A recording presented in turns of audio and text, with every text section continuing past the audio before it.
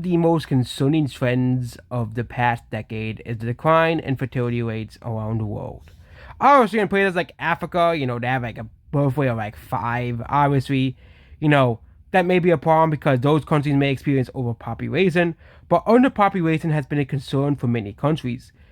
People are only starting to now finally starting to realize that, oh, wait, we actually need new people to replace the old people because unless something is done about the whole aging thing, because I know there are scientists that are trying to solve that whole problem. Okay, there was nothing we can do about aging at this current moment. There's no technologies as of now. There's technologies that can slow down aging, but there's not really technologies that can make people into fit looking play age past like 65 to 60. And there are people who said, oh, let's just increase the amount of time people work, amount of years. But the easiest way to solve this problem is to basically increase the amount of people being born. And for once, South Korea has increased the amount of births in the country. Yes, male births outnumber female births, blah, blah, but Korea's registered population has declined for the fifth consecutive year in a row as well here. And I think they're finally starting to realize that, we'll wait to see if this trend continues. But Korea finally reversed its trend of having the lowest birth rate, which means there's more countries that will go down as the lowest birth rate if Korea does turn a corner. Singapore, Chile, okay, is one of them. Okay, China, okay, obviously is one of them as well. Okay, many Latin American countries are doing a speed run towards the bottom, like Colombia and Mexico and Brazil.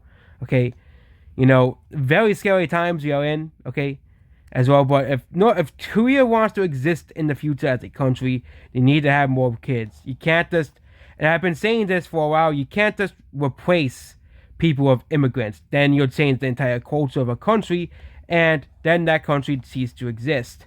Okay, but I think I think people are starting to realize that that's not the way to go, and want change as well. I think the change should start with having more kids. Obviously, you can't force people to have kids. For example, I don't have any kids because it's, to me, at this current moment, too much of, the word I don't really like that much, of a responsibility. Okay, but obviously, if people do want to have kids, you should try to have as many kids as you can possibly can. If people in countries like Haiti and Sub-Saharan Africa can have four kids, then you can have two, and those are amongst the poorest countries in the world as well. So yeah, that's if you actually want to have kids. Again, the biggest problem with this whole birth rate thing is the trend of childlessness, which is something that we have to tackle. I think having propaganda and schools, to teach kids the importance of having kids, or teach people, hey, it's important to have kids, teach people that, hey, if we don't have kids, there'll be no one to have to work. Okay, that's what we have to do if we want to reverse this whole problem, because tons and tons and tons of Gen Z are refusing to have kids, and I'm not the only one. I don't really have any interest. Like, you struggle. I think the biggest problem is Gen Z struggles to have a working relationship as well. I think we also need to fix the relationship problem and and I think the one thing we need to remove to have working relationships again is the whole feminist problem as well. Okay, parents need to teach the kids not have such high standards for relationships, because then you have tons of single people who will never marry, who will never have kids, because they have such high standards for men and of course women as well. Because there are men who act exactly the same. Like, people always blame the woman, but there are sometimes where the man has such high standards for the woman as well. And, sometimes a relationship should just be simple.